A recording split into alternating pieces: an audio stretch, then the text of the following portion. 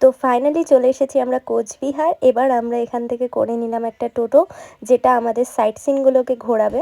ফার্স্টে আমরা চলে এসেছি মদন মোহন মন্দির, যেটা খুবই ফেমাস। জিতের আওয়ারা বই কিন্তু এখানটাতেই শুটিং হয়েছিল।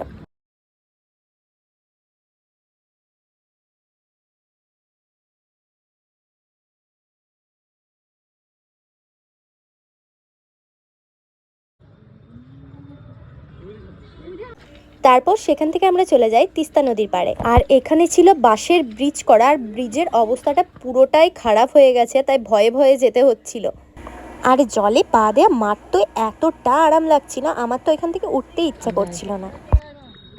তারপরে হাতে আইসক্রিম নিয়ে আমি চলে গেছিলাম কোচবিহারের মোস্ট অ্যাট্রাকশন জায়গা। আমরা সকলেই মোটামুটি এই রাজবাড়িটার কথা জানি, এটা কতটা ফেমাস একটা জায়গা। এই রাজবাড়িটি ভিক্টোরিয়ান জুবিলি প্যালেস নামেও কিন্তু পরিচিত। 1887-এ মহারাজা নৃপেন্দ্র নারায়ণের রাজত্বকালে নির্মিত হয়েছে। আর এই রাজবাড়িটি ইংল্যান্ডের বাকিংহাম প্যালেসের আদলে তৈরি করা হয়েছিল।